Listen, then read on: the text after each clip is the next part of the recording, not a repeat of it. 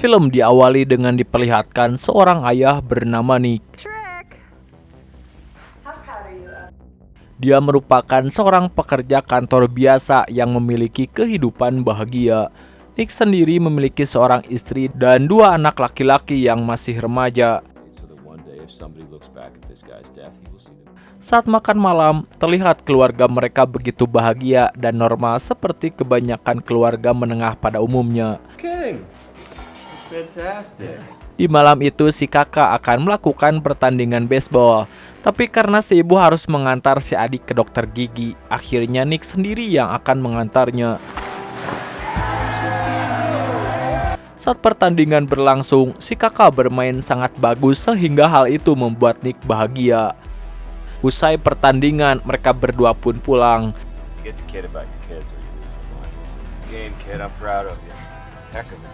Di tengah perjalanan, Nick pun mampir dulu ke SPBU untuk mengisi bensin. Dan saat menunggu, si kakak meminta izin ke Alfamart untuk membeli minuman. Tak diduga disinilah awal semua mimpi buruk terjadi. Saat si ayah sedang menelpon, tiba-tiba masuklah beberapa orang yang menggunakan penutup wajah. Mereka pun menodongkan senjata lalu menembak si mas kasir. Mengetahui hal tersebut, Nick langsung menutup teleponnya dan lari ke sana. Namun dia malah tertabrak oleh mobil yang berusaha kabur dari sana. Salah satu pemuda itu pun mengatakan kepada pemuda lainnya untuk membunuh si kakak, karena jika tidak, si pemuda itu tidak akan bisa masuk menjadi anggota. Bisa disimpulkan bahwa mereka semua adalah anggota gangster yang sedang melakukan kekerasan secara acak demi menaikkan popularitas gangster mereka. Dengan sebilah golok, si pria itu pun menebas si kakak hingga tersungkur. Setelah selesai, mereka pun kabur. Namun Nick berhasil menangkap salah satu pemuda tadi dan berhasil melihat wajahnya. Saat akan kabur, si pemuda itu pun tertabrak mobil hingga pingsan. Nick lantas menghampiri si kakak yang tengah sekarat. Pada saat si ibu dan si adik datang ke rumah sakit, kebetulan dokter mengatakan bahwa nyawa si kakak tidak bisa tertolong. Besoknya, Nick diminta untuk melihat beberapa pemuda yang menjadi pelaku di malam itu. Ternyata pemuda tersebut masih berusia sangat muda, yaitu 20 tahunan. Almost 23. Number 5. Singkat cerita, si kakak pun dimakamkan.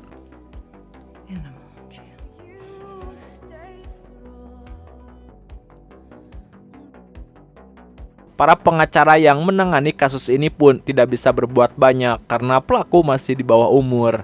Di situ mereka mengatakan bahwa kejadian tersebut dilakukan oleh gangster yang sedang mengospek beberapa anggota baru, dan itu dilakukan dengan mencari korban secara acak. Mr. Hume, I've got one eyewitness. You killed my son. To get made in a gang. Statement of a witness present at the time of the attack. Sebagai saksi utama, Nick justru menolak memberi kesaksian dan membiarkan pemuda tersebut bebas begitu saja. I can't be sure. There were a lot of them. It was dark. What? Dan ternyata Nick punya rencana lain. You are released from custody. Kemudian Nick mengikuti gerak-gerik si pemuda yang tengah bersama gengnya.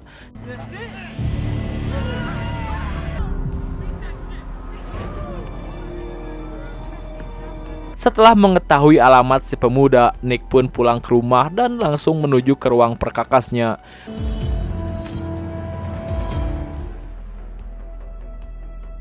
Dengan sedikit ragu, ternyata Nick berniat untuk membalas dendam dengan sebilah pisau di tangannya.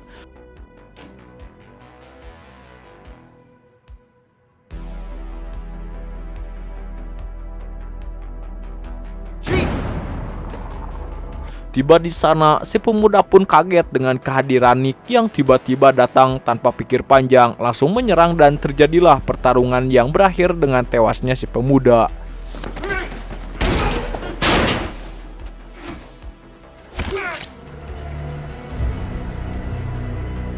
Tiba di rumah, Nick pun justru merasa semakin terpuruk karena dengan dia melakukan itu tidak akan membuat anaknya kembali lagi.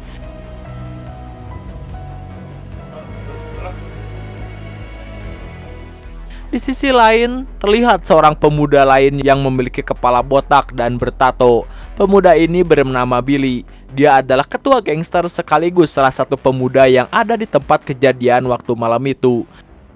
Terlihat dia sedang setor uang kepada ayahnya yang merupakan seorang penjual senjata. Dari sini bisa disimpulkan bahwa perilaku buruk seorang anak tergantung dari bagaimana orang tua mendidiknya. You can't get the fuck out of my sight. Saat tiba di markas gangsternya, Billy diberitahu bahwa si pemuda atau anggota baru mereka tewas tertusuk. Di sini Billy yakin bahwa pelakunya adalah ayah dari korban mereka, yaitu Nick. Untuk itu mereka memutuskan untuk menghabisi Nick sepulang dari kantornya. Saat berjalan, salah satu anak buah Billy pun diturunkan untuk menikam Nick di tempat.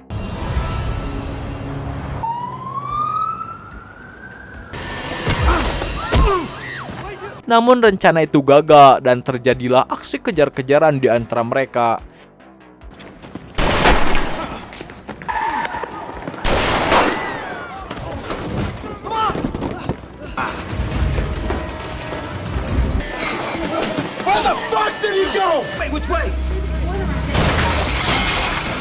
Di sini pertarungan sengit terjadi di parkiran atas gedung yang membuat salah satu dari anggota mereka tewas terjun dari atas gedung.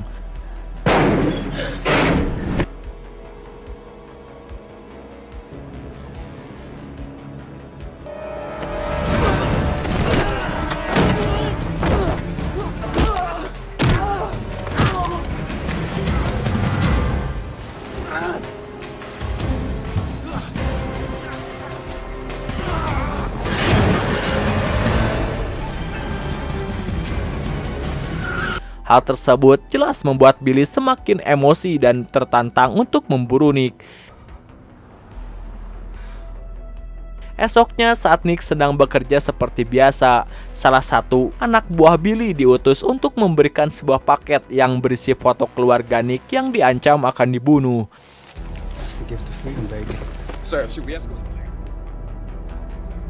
Hal tersebut membuat Nick terkejut dan tidak menyangka masalahnya akan menjadi sebesar ini.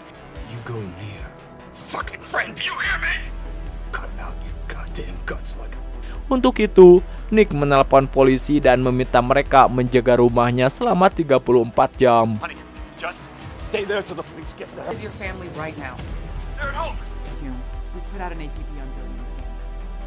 Namun dengan jumlah mereka yang banyak, para polisi yang menjaga pun dibunuh sehingga mereka bisa masuk ke rumah Nick secara leluasa.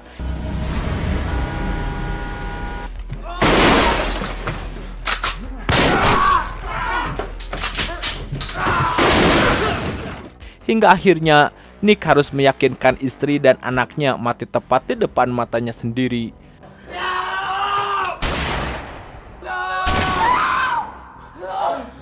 Nick sendiri pun ditembak di bagian perut hingga tak sadarkan diri. Dikira sudah mati, mereka pun meninggalkan rumah Nick. Beruntung Nick masih selamat karena peluru tersebut tidak sampai mengenai organ vitalnya.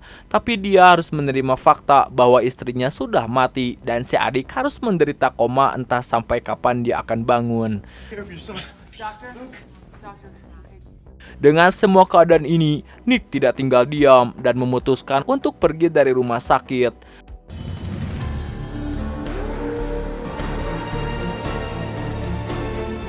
Dari rumah, Nick mencairkan semua uang yang dimilikinya untuk memburu dan mencari di mana Billy dan gangsternya berada. Tiba di suatu bar, Nick pun bertanya apakah mereka mengenal orang yang bernama Billy atau tidak. Tetapi orang tersebut malah menganggapnya bercanda dan di sini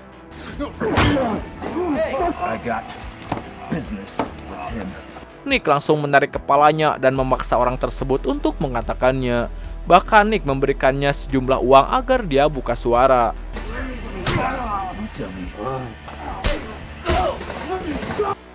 Setelah informasi didapat, di mana dia bisa dapatkan sebuah senjata, dan itu mengarahkannya ke sebuah toko senjata yang merupakan milik ayahnya si Billy. Tiba di sana, Nick langsung memperlihatkan sejumlah uang untuk mendapatkan senjata yang diinginkannya. Si ayah yang mengetahui dendam dan kebencian dari mata Nick akhirnya mengetahui bahwa Nick sedang memburu Billy anaknya. Dan sebagai seorang ayah, dia membiarkan Nick mencari Billy karena prinsipnya adalah nyawa harus dibayar nyawa. Tapi jika Nick bertanya di mana Billy, maka dia tidak akan menjawab. You the motherfucker after my son Billy? He needs to make somebody pay for something. But you think about asking me where Billy is, I'll kill you. Go do it. Di sana Nick pun mempersiapkan semuanya dan mencukur rambutnya sebagai tanda bahwa dia siap untuk mati dalam peperangan.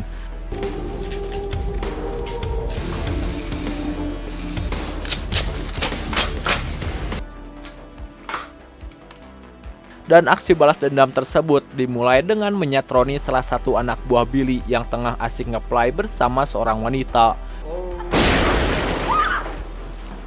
Nick pun langsung menodong orang tersebut dan memintanya untuk menelpon Billy. Nick langsung menembak orang itu sebagai tanda bahwa Nick akan segera mendatangi Billy.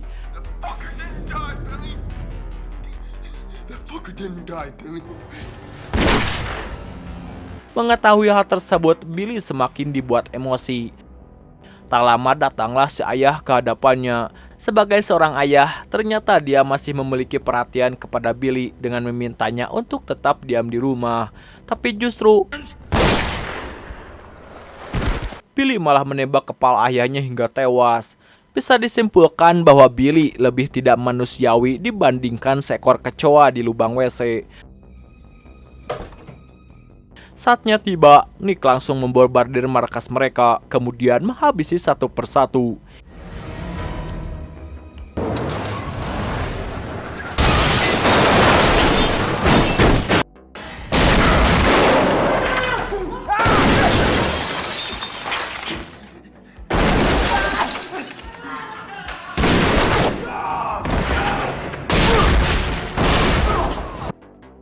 Hingga detik-detik akhir, Nick sempat ditembak di bagian kaki, bahu, dan lehernya.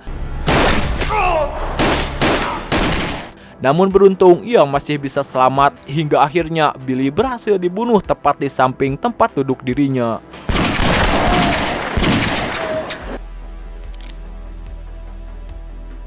Setelah semua selesai, Nick kembali ke rumahnya dan menonton video dirinya bersama keluarganya.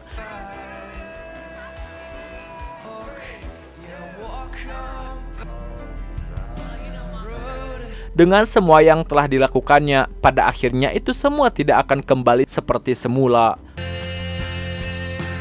Okelah dulur, dan film ini pun udahan bor.